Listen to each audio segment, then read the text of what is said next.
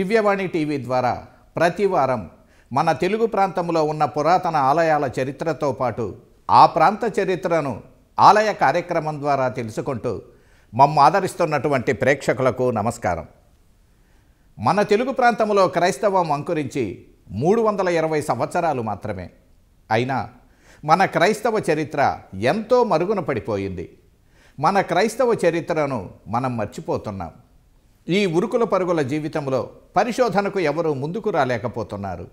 అందుకే నా వంతు కర్తవ్యంగా దివ్యవాణి సహాయ సహకారాలతో మన క్రైస్తవ చరిత్రను పరిశోధించటానికి గ్రామాన పర్యటించి గ్రామ పెద్దల నుంచి సమాచారం సేకరించి పురాతన గ్రంథాలు పరిశీలించి దివ్యవాణి టీవీ ద్వారా ఆయా క్రైస్తవ పురాతన గ్రామ లేదా పట్టణ చరిత్రలను మీ ముందుంచే కార్యక్రమమే ఈ ఆలయం కార్యక్రమం.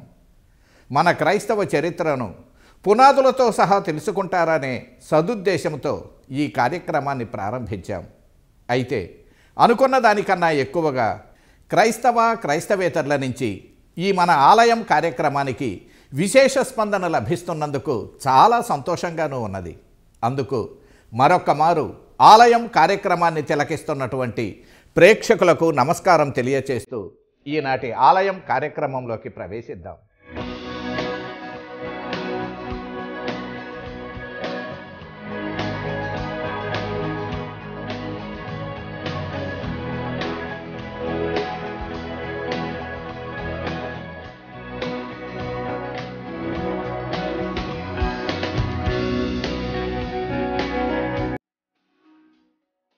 అత్యంత ప్రాచీన చారిత్రక ప్రాశస్త్యం ఉన్న పురాతన కథోలిక దేవాలయాల చరిత్రలో భాగంగా ఇప్పుడు మనం చూస్తున్న ఈ దేవాలయం వరంగల్ మేత్రాసన పరిధిలో ఊకల్లు గురుమండలంలో అంతర్భాగమైన అత్యంత పురాతన క్రైస్తవ కేంద్రమైన శాయంపేట గ్రామంలో దాదాపు 45 సంవత్సరాల క్రితం నిర్మించిన యేసు తిరుహృదయ దేవాలయం.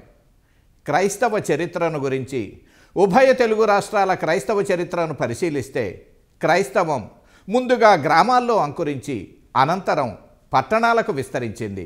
అలాగే వరంగల్లు, నల్గొండ మేత్రాసన పరిధిలో వివిధ జిల్లాల్లో ఉన్న క్రైస్తవ గ్రామాలను పరిశీలిస్తే వీరంతా గుంటూరు జిల్లాలోని వివిధ గ్రామాల నుంచి వ్యవసాయం నిమిత్తం వలస వచ్చి ఏర్పాటు చేసుకున్న గ్రామాలే మనకు దర్శనమిస్తాయి. అలాంటి గ్రామమే శాయంపేట గ్రామం.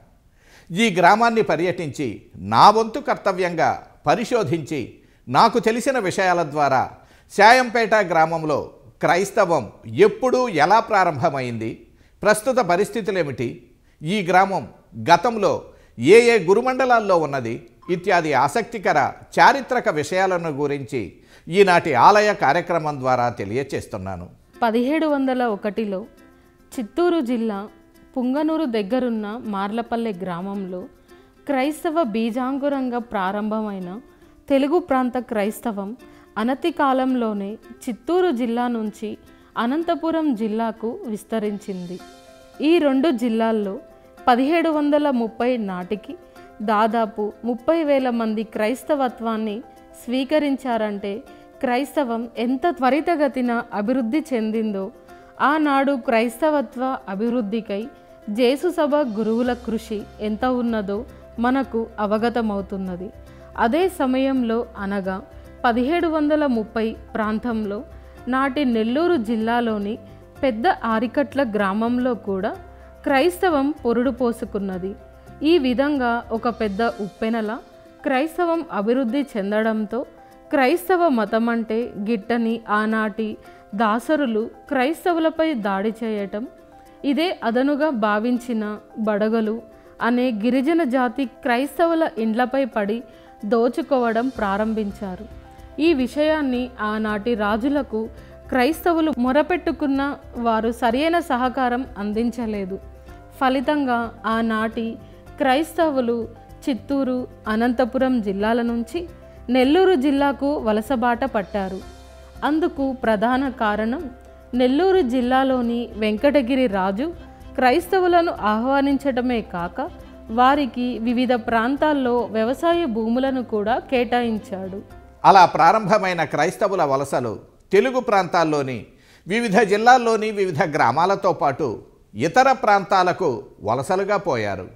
అంతేకాదు, క్రైస్తవులు వలసలుగా వెళ్ళిన ప్రాంతాల్లో వ్యవసాయం అనుకూలంగా లేక నష్టపోవటంతో ఆ గ్రామాలను కూడా వదిలి ఇతర ప్రాంతాలకు వలసలుగా పోతున్నారు.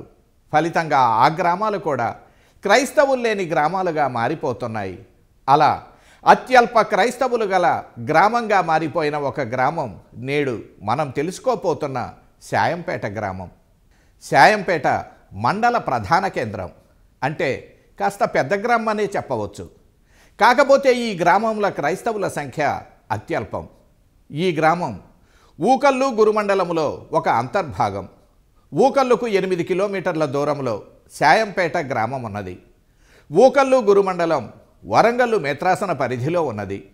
ఈ ఊకల్లు గ్రామం అత్యంత ఉన్నత భావాలతో నడిచే గురుమండల కేంద్రం అనే చెప్పవచ్చు.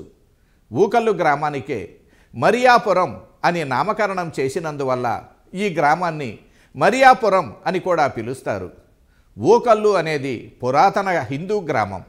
ఊకల్లు గ్రామానికి చేరువలో 1943లో గుంటూరు జిల్లాలోని వివిధ గ్రామాల నుంచి వలస వచ్చిన క్రైస్తవులు తమ నివాసాలను ఏర్పాటు చేసుకొని ఆ నివాసాలకు మరియాపురం అని పేరు పెట్టుకున్నారు.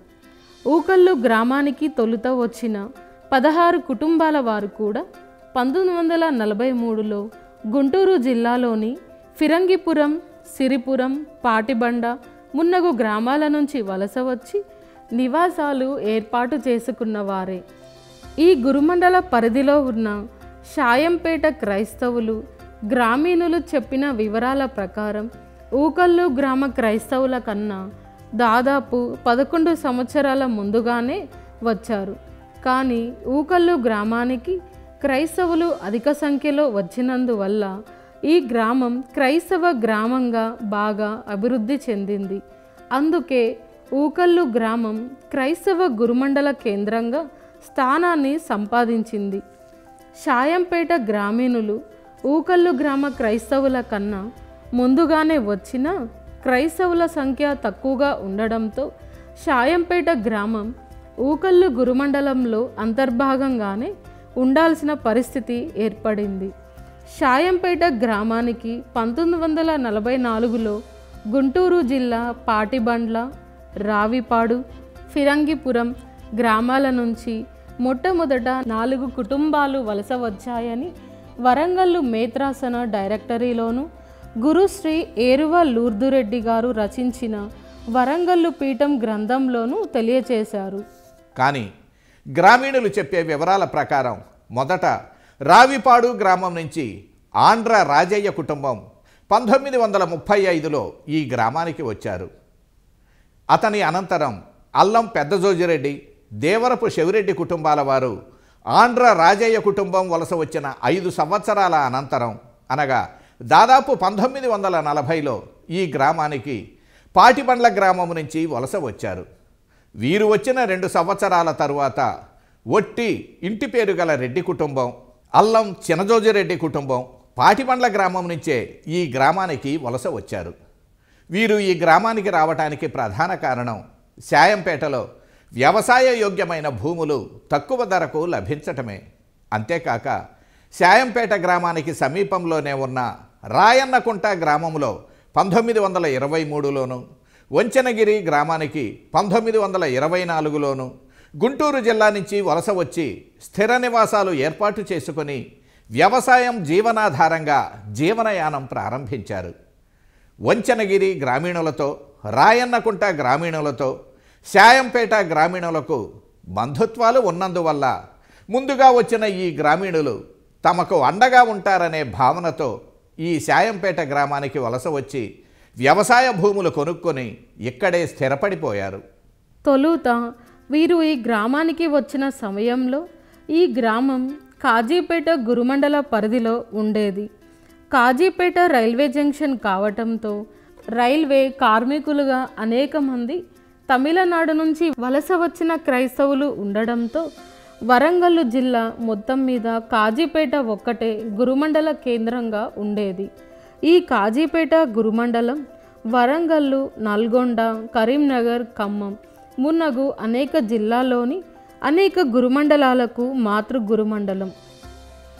1887 నాటికే కాజీపేట గురుమండల కేంద్రంగా రూపుదాల్చింది. అప్పటికి ముందుగా తెలియచేసిన తెలంగాణ జిల్లాల్లో దాదాపుగా నేడున్న అనేక క్రైస్తవ గ్రామాలు ఆనాడు లేవు. అలాగే షాయంపేటలో క్రైస్తవులు కూడా లేరు. షాయంపేట గ్రామం మాత్రం పురాతనమైనదే. ఈ గ్రామ క్రైస్తవులు 1935లో గుంటూరు జిల్లాలోని వివిధ గ్రామాల నుంచి వలస వచ్చారని ముందుగానే తెలుసుకున్నాం. వీరు వలస వచ్చిన సమయంలో వీరికి దగ్గరలో తిమ్మరాయన్నపేట అనే గ్రామం ఉన్నది. ఆ గ్రామం కూడా కాజీపేట గురుమండల పరిధిలోనే ఉన్నది.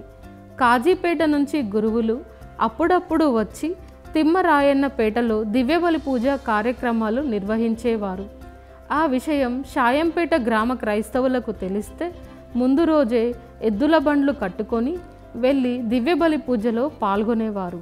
షాయంపేట గ్రామంలో నిర్మించిన యేసు తిరుహృదయ దేవాలయాన్ని ఎప్పుడు నిర్మించారు? ఈ దేవాలయాన్ని ఎవరు ఆశీర్వదించి ప్రప్రథమ దివ్య బలి పూజ సమర్పించారు? యేసు తిరుహృదయ దేవాలయ ప్రత్యేకతలు ఏమైనా ఉన్నవా? ఈ గ్రామ ప్రస్తుత స్థితిగతులు ఏమిటి? ఈ గ్రామంలో క్రైస్తవుల సంఖ్య ఎంత? ఈ గ్రామం నుంచి గురువులుగా మఠకన్యలుగా అభిషిక్తులై స్త్రీసభ సేవలు ఎవరైనా నిర్వర్తిస్తున్నారా? ఈ గ్రామం యొక్క ఆర్థిక స్థితిగతులేమిటి? ఇత్యాది ప్రధాన విషయాలను గురించి కొద్దిగా విరామం తరువాత తెలుసుకుందాం. చూస్తూనే ఉండండి ఆలయ కార్యక్రమం మీ దివ్యవాణి టీవీలో.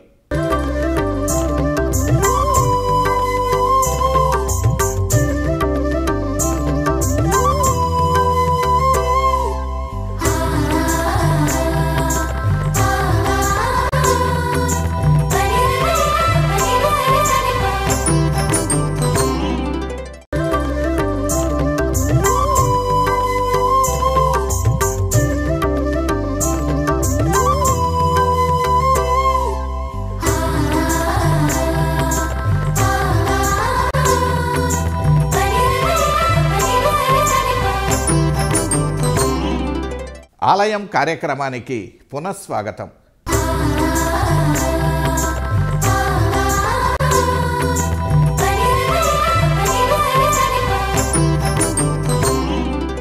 షాయంపేట గ్రామ పూర్వ గురుమండల కేంద్రమైన తిమ్మరాయన్నపేట క్రైస్తవులు కూడా గుంటూరు జిల్లాలోని వివిధ గ్రామాల నుంచి 1922, 1926 మధ్యకాలంలో వచ్చిన వారే.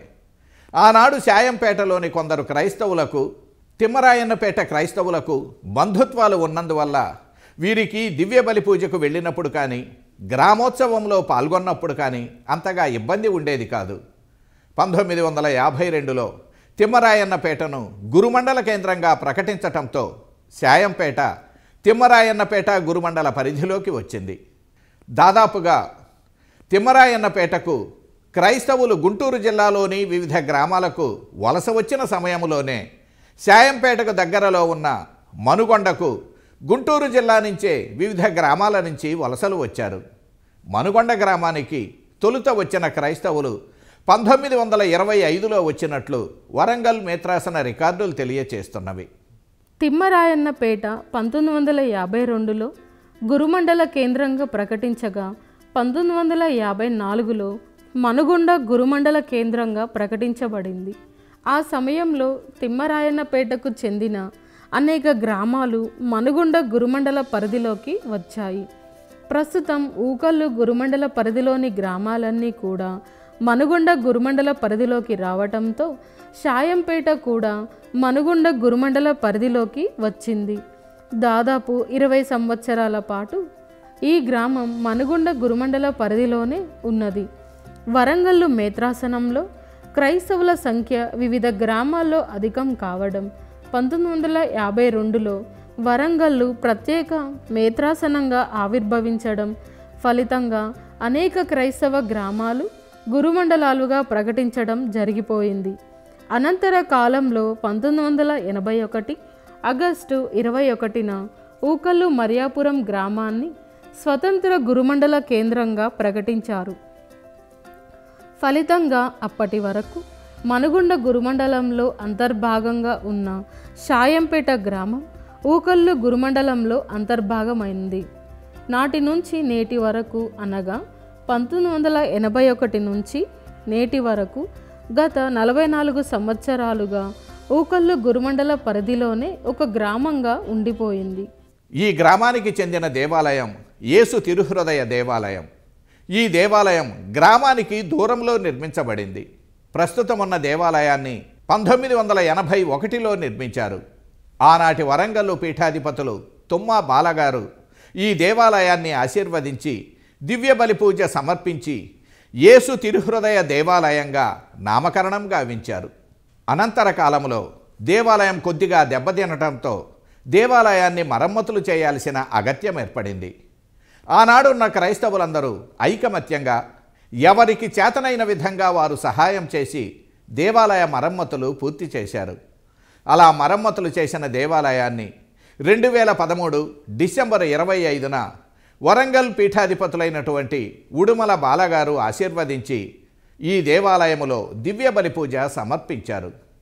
2016లో క్రైస్తవుల సహాయమాత గుహను నిర్మించగా అదే సంవత్సరం ఏప్రిల్ 16వ తేదీన వరంగల్ పీఠాధిపతులైన ఉడుమల బాలగారు ఆశీర్వదించి యేసు తిరుహృదయ దేవాలయములో దివ్య బలి పూజ సమర్పించారు. ఈ గుహను శంఖు ఆకారంలో నిర్మించారు. అందులో మరియరాజ్ఞి తన తనయుడైన బాలయేసును ఎత్తుకున్న విధంగా ఉన్న స్వరూపాన్ని ఏర్పాటు చేశారు.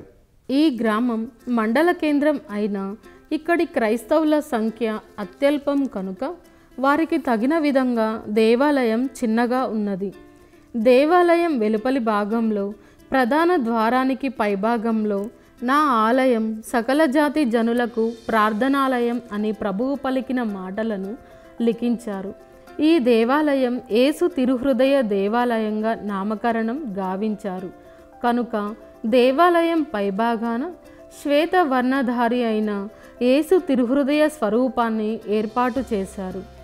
దేవాలయ అంతర్భాగంలో పీఠం వెనుక భాగాన యేసు పవిత్ర రక్తానికి ప్రతీకగా పాత్రను, ఆ పాత్ర పైభాగంలో దివ్య సత్ప్రసాదానికి చిహ్నంగా గుండ్రటి తెల్లని ఆకారాన్ని ఏర్పాటు చేశారు. పవిత్ర శిలువకు కుడివైపున లూర్దు మాత స్వరూపాన్ని, ఎడమవైపున బాలయేసుతో ఉన్న పునీత ఆంతోని వారి స్వరూపాన్ని ఏర్పాటు చేశారు. లూర్దు మాత స్వరూపానికి దిగువ భాగంలో పవిత్ర శిలువకు కుడివైపున దివ్య సత్ప్రసాద మందసాన్ని ఏర్పాటు చేశారు. ఈ విధంగా దేవాలయ అంతర్భాగం దేవాలయానికి వచ్చే భక్తులకు గోచరిస్తుంది. దేవాలయ ప్రాంగణంలోనే ఒక వైపున సమాధుల స్థలాన్ని ఏర్పాటు చేశారు. ఈ గ్రామంలో క్రైస్తవుల సంఖ్య అత్యల్పమే కనుక దేవాలయాన్ని కూడా వారికి సరిపడు విధంగా చిన్న దేవాలయమే నిర్మించారు. ఈ యేసు తిరుహృదయ దేవాలయం షాయంపేట గ్రామానికి చివరలో ఉన్నది. దేవాలయ స్థలాన్ని ఆనుకొని రైల్వే మార్గం ఉండటం వలన నిరంతరం వరంగల్లు హైదరాబాదు రైళ్లు ప్రయాణం చేస్తూనే ఉంటాయి. ఈ గ్రామీణుల భూమిని కూడా ప్రభుత్వం పరిశ్రమల నిమిత్తం కొంత తీసుకొని అందుకు తగిన పైకాన్ని చెల్లించారు. ఈ విధంగా పరిశ్రమలు రావటం వలన ప్రస్తుతము ఈ గ్రామీణుల భూములకు మంచి ధర పలుకుతున్నదని గ్రామీణులు ఆనందం వ్యక్తం చేశారు. కాకపోతే తమ సంతానమే ఈ గ్రామంలో లేకుండా హైదరాబాదు లాంటి నగరాలతో పాటు అమెరికా, కెనడా, ఆస్ట్రేలియా మున్నగు దేశాల్లో నివసించటం వలన భవిష్యత్తులో ఈ గ్రామం క్రైస్తవ గ్రామంగా కనుమరుగయ్యే సూచనలు కనిపిస్తున్నవని బాధను వ్యక్తం చేస్తున్నారు. ప్రస్తుతం కమ్మ కులానికి చెందిన 3 క్రైస్తవ కుటుంబాలు, రెడ్డి కులానికి చెందిన 6 క్రైస్తవ కుటుంబాలు మాత్రమే ఈ గ్రామంలో క్రైస్తవులుగా జీవిస్తున్నారు. వీరంతా కూడా దాదాపుగా 60 సంవత్సరాలు పైబడిన వారే.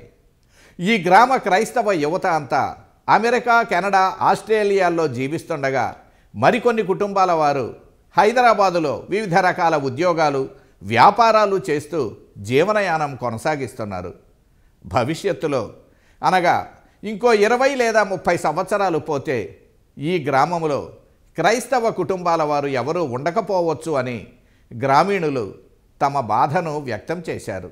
మా గ్రామం పేరు శాయంపేట హవేలి, వరంగల్ జిల్లా. ఊకలు విచారణ. పూర్వము రావిపాడు నుంచి చౌదరి కుటుంబం అండ్ర రాజయ్య వారు 1935లో ఇక్కడికి బ్రతుకుదెరువు కోసం వలస వచ్చారు. ఆ తర్వాత అల్లం పెద్ద జోజిరెడ్డి మా తాతగారు, దేవరపు శివరెడ్డి గారు ఈ ఊరు ఒక 5 సంవత్సరాల వెనుక వాళ్ళు వచ్చారు. పంటలు పండక ఇక్కడికి వచ్చి వ్యవసాయం చేసుకుంటూ బ్రతికారు. చాలా కష్టపడ్డారు. అప్పుడు పూర్వం వచ్చి వాళ్ళు గడ్డి గుడిసెలు వేసుకొని ఉన్నారు. తర్వాత పెంకుటిల్లు కట్టుకున్నారు. మళ్ళీ తర్వాత ఒట్టివారి కుటుంబము ఒక 2 సంవత్సరాలు వెనుక వచ్చింది. తర్వాత అల్లం చిన్నజోరెడ్డి గారు పాడిబండ్ల నుంచి వెళ్ళి వారు కూడా వలస వచ్చారు. అప్పుడు మొత్తం 4 కుటుంబాలు ఉండేవి. వారు మొత్తం జరిగిపోయినారు. తర్వాత మా నాన్నగారు, మా పెద్దనాన్నలు, మా మామయ్యలు అంతా ఉన్నారు. వాళ్ళు కూడా జరిగిపోయారు. ఇప్పుడు మేము ఉన్నాము. మేము ఇక్కడ వ్యవసాయం చేసుకుంటూ బతుకుతున్నాము. మా పిల్లలు మాత్రం బాగా చదువుకొని విద్యావంతులై అమెరికాలో, కెనడాలో, ఆస్ట్రేలియాలో స్థిరపడ్డారు. కొంతమంది మా వారు కూడా హైదరాబాద్లో స్థిరపడ్డారు. ఇక అంతా 60 ఏళ్ళు పైబడి వాళ్ళము ఉన్నాము. పిల్లలు మొత్తము బయట ఉద్యోగాలు చేసుకుంటూ ఉన్నారు. ఉన్నవారు మాత్రం వ్యవసాయంగా చేసుకుంటున్నాము. తెలుసుకున్నారుగా. వరంగల్ మేత్రాసన పరిధిలోని వరంగల్ జిల్లాకు చెందిన శాయంపేట గ్రామంలో నిర్మించిన యేసు తిరుహృదయ దేవాలయ చరిత్రతో పాటు శాయంపేట క్రైస్తవ గ్రామ చరిత్రను, ఈ క్రైస్తవ గ్రామాభివృద్ధిని, గతంలో పీమే మిషనరీలతో పాటు ఇతర గురువుల కృషిని, దేవాలయ విశేషాలను తెలుసుకున్నారనే భావిస్తున్నాం. మీరు కూడా మీ గ్రామ చరిత్రలను పదిలపరచుకొని మీ భవిష్యత్ తరాల వారికి తెలియచేయండి. అందుకు మా సహకారం ఎల్లవేళలా ఉంటుంది. మీరు మాకు సరియైన సహకారం అందిస్తే చాలు. మేమే మీ చెంతకు వచ్చి మీ కథోలిక చరిత్రను వెలికి తీయటానికి ప్రయత్నిస్తాం. అనంతరం ఆలయం కార్యక్రమం ద్వారా విశ్వవ్యాప్తంగా విస్తరించి ఉన్న క్రైస్తవులకు తెలియచేస్తాం. వచ్చే వారం మరో పురాతన కథోలిక గ్రామ చరిత్రను ఆలయం కార్యక్రమం ద్వారా తెలుసుకుందాం. చూస్తూనే ఉండండి మీ దివ్యవాణి టీవీ.